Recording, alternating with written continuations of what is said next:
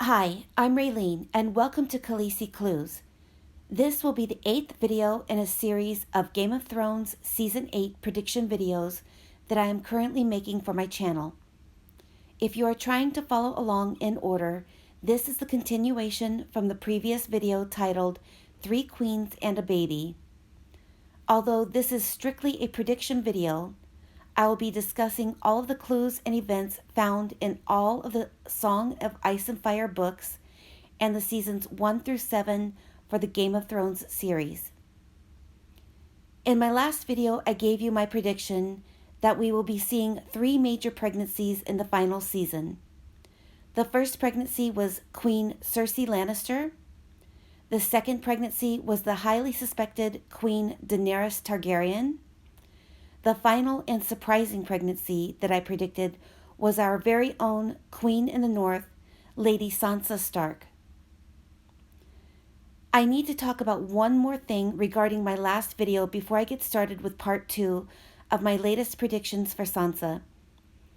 I feel like my last video was showing you more of the sweet, romantic side of the Sansa and Tyrion relationship throughout the years on the show.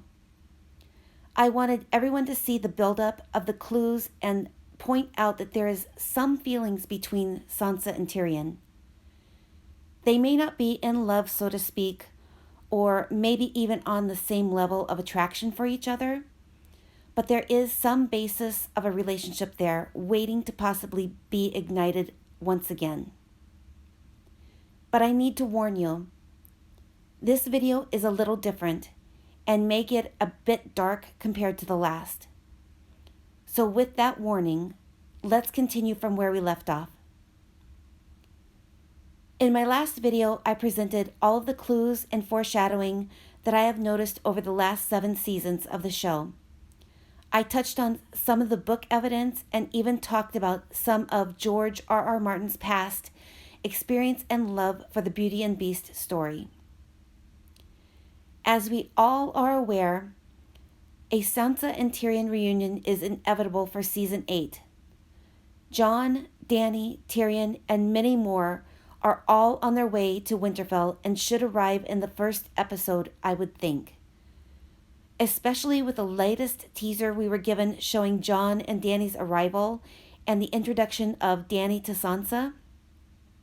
And just to touch on that subject, like I stated in the community post, I would love to see who Sansa is looking at when the actual words, "Your Grace," leaves her mouth. Then again, I guess just because Sansa is saying, "Your Grace," it could just be a formal way to address Dany and not necessarily mean that Sansa is claiming Dany as her queen or has officially bent the knee to Dany.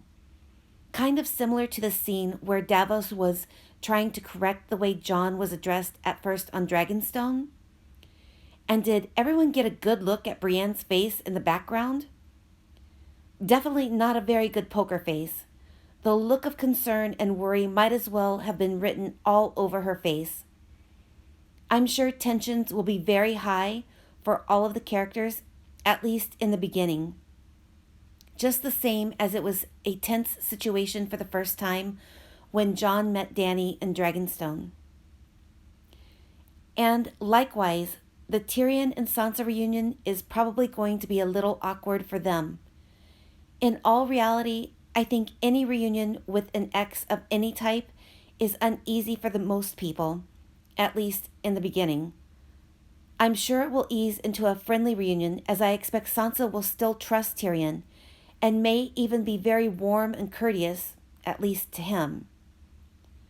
For some reason, the statement, "A lady never forgets her courtesies," comes to my mind, but the actual quote from Septa Mordane was, "A lady's armor is courtesy." Like I said in my previous predictions, their reunion may be a little bit short-lived once Cersei or her troops arrive. I cannot stress to you enough about how much danger Tyrion and Sansa are going to be in for Season 8.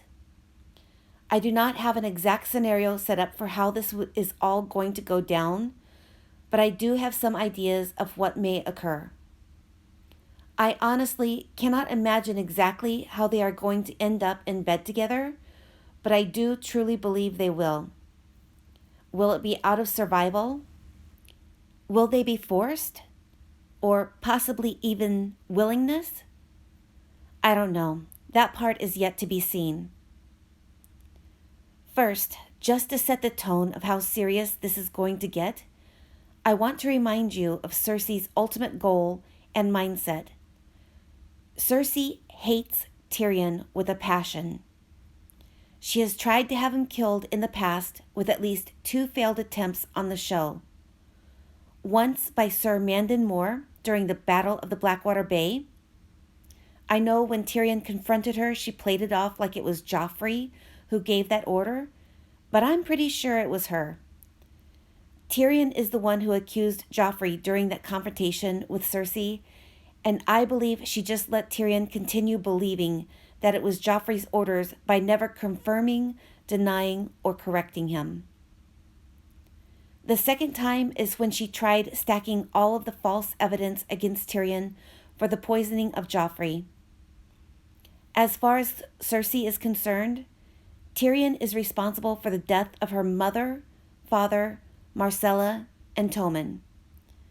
She's so unreasonably full of hate that she still might even blame Tyrion in some kind of 6 degrees of separation way for the death of Joffrey.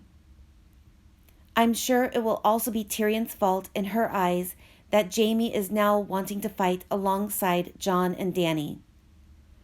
Now add in the horrible factor that Cersei will most likely miscarry the child that she is currently carrying. And as far as the books are concerned, she considers Tyrion to be the Valonqar. When Cersei looks at Tyrion, it is as if she is staring death in the face, a time bomb waiting to explode. Every day that he lives brings her one day closer to her death. All of these reasons have been festering and building up inside of her since the day he took his first breath in this world. Now let's talk about how Cersei feels about Sansa. Cersei's hate for Sansa began back in Winterfell.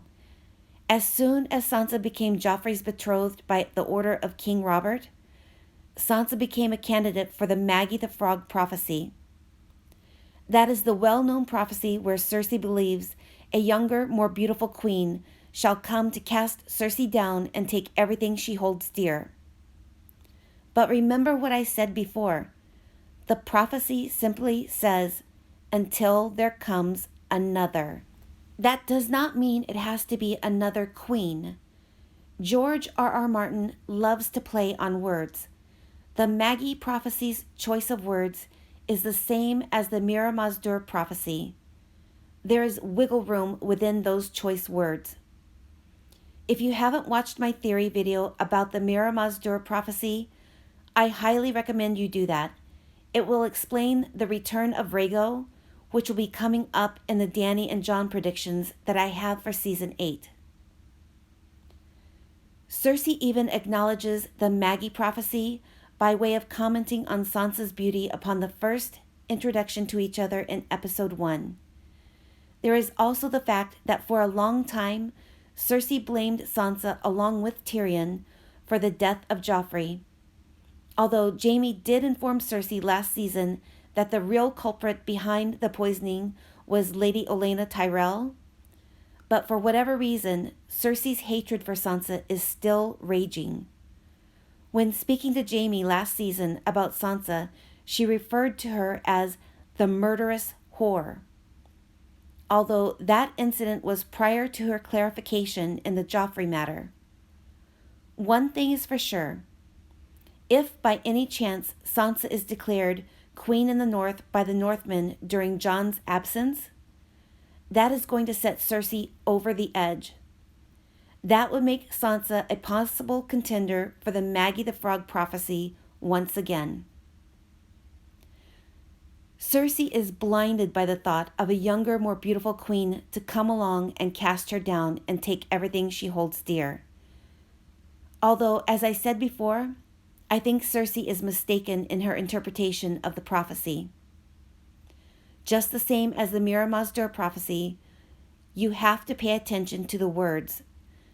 I still think the return of Rhaego is coming in season 8, and I still believe Jon will be the one to cast Cersei down. Sorry, I got a little sidetracked, but getting back to Sansa. There is also the thought that Cersei may still hold a grudge against Sansa for Nymeria attacking and scarring Joffrey. In all reality, Cersei doesn't care for anybody, but she dislikes the Stark women in general because of their jealousy regarding Lyanna Stark. It was Lyanna's beauty that stole the heart of both Rhaegar and Robert. Cersei probably still considers Sansa as the key to the North, which is the same opinion her father Tywin had before his death. That is, she would be the key until another heir should come along, possibly the child of Tyrion and Sansa. You have to admit, Sansa and a baby would be great leverage to use against Jon and Dany should they prevail in the war against the Night King and the army of the dead. Again, all of these things have caused pent-up feelings that have been festering for years inside Cersei. Even though Jaime has told Cersei that Lady Olenna confessed to killing Joffrey, Cersei at this point in her state of madness may even dismiss the confession as false. Not for the fact that she doesn't believe Lady Olenna's confession to be truthful, but more for the simple fact that she will use anything to justify her means of hatred and insanity. Just as we've seen in the Lady Crane play back in season 6, as Joffrey lay dying in Lady Crane's arms, the actress looks up to the audience and says, "Now I seek vengeance on Sansa the whore and my brother the imp, who killed his own king. Born amongst lions, our curse from within. I'll slay him, I swear, with noose or with knife, though it take me a fortnight, a moon, or my life." Cersei is hellbent on vengeance and wants them both dead. We also had the scene in season 7 stressing how dangerous Cersei is as an enemy. We all heard Sansa warn Jon about Cersei last season when she told him, "If you're her enemy, she'll never stop until she destroys you. Everyone that has ever crossed her, she's found a way to murder." Jon replying, "You almost sound as if you admire her." Sansa sadly stating, "I learned a great deal from her." We shall see how much Sansa has actually learned from Cersei this coming season. Now, will it be enough? I surely hope so, but I fear not. There was also an important meeting between Jaime and Cersei back in season 6. In their conversation, Jaime asked Cersei, "How should we treat people who tear us apart?" Cersei follows up with these statements. "We should treat them without mercy, and we will. Show them what Lannisters are, what we do to our enemies. And they have no idea of how strong we are, no idea of what we are going to do to them." Now follow those statements up with a scene from season 7, when we also heard Cersei tell Tyrion during their private meeting at the Dragon Pit, "Do you have any idea what you did when you fired that crossbow? You left us open. You laid us bare for the vultures, and the vultures came and tore us apart." All of these scenes are foreshadowing Cersei's wrath of vengeance coming in season 8. I'm going to remind everyone of something I have tried to stress from the beginning of my prediction videos. Cersei is at her all-time high level of craziness this season. She is dangerous and ruthless. In this story, the villains have increased in severity over the seasons. First, it was Joffrey as the big bad guy. Then we had Ramsay as the big bad. And this final season, we have Cersei to contend with. Not that I'm counting the Night King out of the equation, but he's a totally different subject. So my question to you right now is, how bad do you think Cersei is going to get in season 8? I just want to warn you all, she is going to be horrible this year. Any small amount of sympathy we may have held in our hearts for Cersei is probably going to go out the door this season. Let me give you just a few scenarios that I can see happening. So far, we have already seen Cersei enact revenge on a few of her enemies. First, we had Septa Unella. You remember, the shame lady? Her fate was left in the hands of the mountain. She was set up to be tortured for a period of time that was never specified, but we were made to believe it would be for a very long time. Then we seen Cersei enact revenge upon Ellaria and Tyene Sand. Again, a very long, drawn-out, torturous experience for their part in killing Myrcella. Do you see any pattern here? These are not quick, merciful deaths that we are seeing. These are long, drawn-out, torturous deaths. Vengeance at its fullest. Pretty atrocious acts, but these were on characters that none of us were really close to or cared very deeply about. Definitely nowhere near the love or attachment we may feel towards a couple of characters such as, say, Sansa and Tyrion. Can you even possibly imagine what Cersei may have in store for the both of them? Well, I believe she has already told us exactly what she plans on doing, and it's absolutely horrific. Back in season 2, as Cersei watched Myrcella sail away to Dorne, she said to Tyrion, "One day I pray you love someone, and I pray you love her so much that when you close your eyes, you see her face. I want that for you. I want you to know what it's like to love someone, to truly love someone before I take her from you." Now, we may have thought that revenge might have been foreshadowing the event of what happened with Shae, but in my eyes, it wasn't. It was the foreshadowing the loss of a child, Tyrion and Sansa's child. In Cersei's eyes, there is no love stronger or more true than the love you feel for your child. This is going to be a long, drawn-out, torturous event that is going to involve not only beloved characters like Sansa and Tyrion, but their innocent baby too. If you think Cersei would never harm a baby or child, think again. She already has on the show and in the books. The order of the slaying of King Robert's bastard children and the innocent babies was ordered by Cersei, not Joffrey, as she once again let Tyrion believe. It was even hinted at all the way back in season 2. We even heard Tyrion say to Cersei, "Listen to me, Queen Regent. You're losing the people. You might find it difficult to rule over millions of people who want you dead.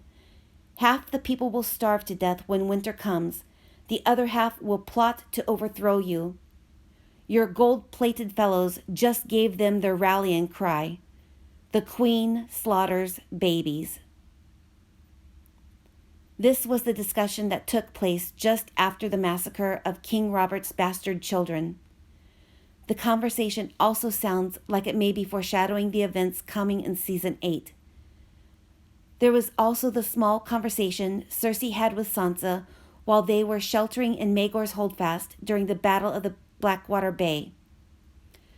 Cersei, not wanting to let a moment go by without tormenting Sansa, was sure to tell her all of the frightful things that happen to women during wartime when a city is sacked. She was telling her how the women would be in for a bit of rape, resulting in half having bastards in their bellies come the morn.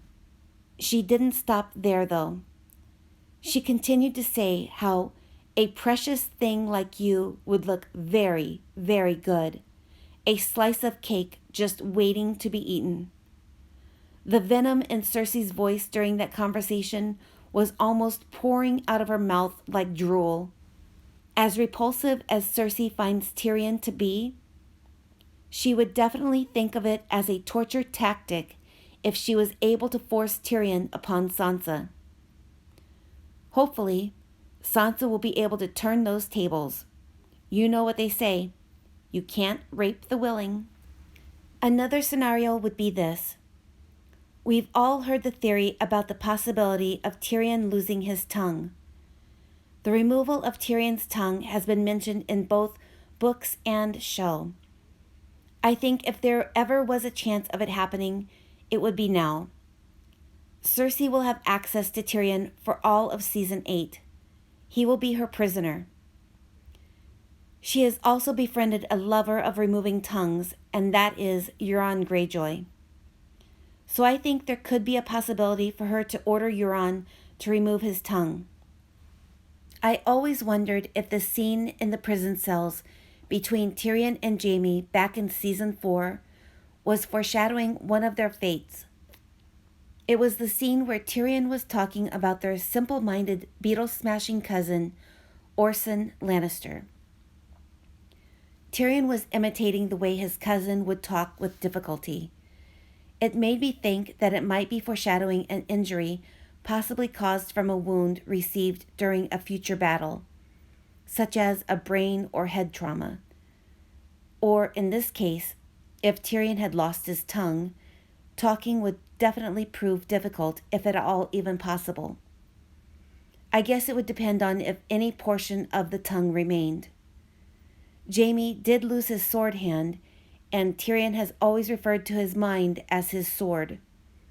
His tongue is detrimental in voicing what his mind is thinking. I don't know. It's definitely a very scary thought, though. Although, if either situation does occur, I think it would happen very near the end of the story. I'm still not exactly sure on what Cersei's exact plans are for Tyrion and Sansa's child. Will she actually attempt to kill their baby? Will she take and use their child as the new key to the north and then order the death of Tyrion and Sansa? Will she make them believe that she has killed their child and then have them killed? Her ultimate goal is for the death of Tyrion and Sansa. That is a fact. I just don't know for sure about her exact plans for their child or children, should there be twins. One thing we will be able to look forward to for this part of the storyline is the actual union of Tyrion and Sansa. That is to say, at least for the fans that are Tyrion and Sansa shippers. In order for them to even have a baby or babies to begin with, they will have to consummate their marriage. I believe Cersei will actually annul the wedding of Sansa and Ramsay, or maybe not even recognize it. I'm sure there will be grounds established that will justify the annulment. That's in case Cersei is planning on using their child as the next key to the north. Cersei will want to make sure their child is not a bastard.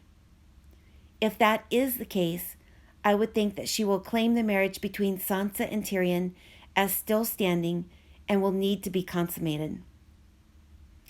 It's definitely going to be yet another awkward moment for the both of them. Two people that have been apart for years, thrown back together, and then demanded to get back into bed together. There was the statement that Cersei had made to Sansa back in Season 2 during the Blackwater Bay battle. Cersei said, "Tears aren't a woman's only weapon. The best one is between your legs. Learn how to use it." Now I know Cersei was referring for Sansa to use her weapon against men in the future, but it would be great for Sansa to use her weapon against Cersei. A lesson learned at its finest. So maybe it will be Sansa that brings up the fact that an heir is needed. Maybe the Queen will be ready to execute Sansa and Tyrion, only to have Sansa remind her that she will need someone to hold the north for her. An heir would resolve that issue, and it would also buy time for their lives. I'm hoping that Sansa will have her own master plan behind the seduction of Tyrion. Maybe she will remember Marjorie's talk about Tyrion's experience and reputation of perversions and be a bit more eager to jump into that bed willingly and happily. Seriously, if you're going to die, at least die happy. One thing I am definitely crossing my fingers for is a repeat of the Aunt Liza, Littlefinger, and Sansa scene with a little role reversal. I'm hoping that we see Cersei covering her head with a pillow as she is hearing the screams of ecstasy coming from Sansa and Tyrion's activities. I would just absolutely love that. Night after torturous night of Sansa screaming in ecstasy, desperately trying to conceive a child. She at least deserves some enjoyment for once. There is another thing I would like to point out. Has anyone noticed that Sansa stays covered from the neck down ever since her experience with Ramsay? I know it is cold up north, so maybe she is just trying to stay warm. I have a feeling, though, that in season 8, Sansa is going to reveal exactly how badly Ramsay tortured her. The very first time she undressed for Tyrion on their wedding night, many seasons ago, she was flawless, beautiful beyond compare. In season 8, I think we will witness the horrific scars that Ramsay left on her body. Like he said, he's part of her now. Many people were afraid that this meant she was carrying his child. I think he meant this as a reminder that he has affected her not only mentally, but physically too. He may have even carved his name on her as far as we know, just as a reminder of him. Something horrific like Ramsay's bitch might be stamped on her forever, reminding her of his torture. That would mean every time Sansa removed her clothes, she would see those scars on her pretty little body, as her Aunt Liza once said. Before, on Sansa and Tyrion's first wedding night, Sansa looked at Tyrion as the beast. But this time, she will be the one that feels beastly. I have a feeling Tyrion is going to make her feel beautiful still. Scarred or not scarred, she is still beautiful, and he will see how strong she has had to be to endure such pain. Tyrion has always had a tender spot in his heart for cripples, bastards, and broken things. So we are going to get some tender and probably even some comedic moments throughout this horrible situation. Like I said, having a baby will help buy time for the lives of Tyrion and Sansa. Time for help to come, and believe me, they will come. Help is coming. They just have to contend with the Night King and figure out a plan of action first. And just how emotional and desperate do you think things are going to get once Jon, Dany, Arya, Jaime, Brienne, the Hound, just to name a few, find out that not only is Tyrion and Sansa's lives in jeopardy, but an innocent baby is at stake too. So this is going to bring me to the second stopping point. There is another possible theory for Sansa and Tyrion that has come to my mind. I had intended on covering a bit more in this video, but I had to cut it from this part because it actually connects with the other theory. So I hope you all enjoyed this video. Please remember to hit the like and subscribe button. Feel free to leave any questions or comments in the comment section below. And I hope you are all having a wonderful new year. Thank you to all of my current subscribers, and thank you to everyone who is watching. Have a great day.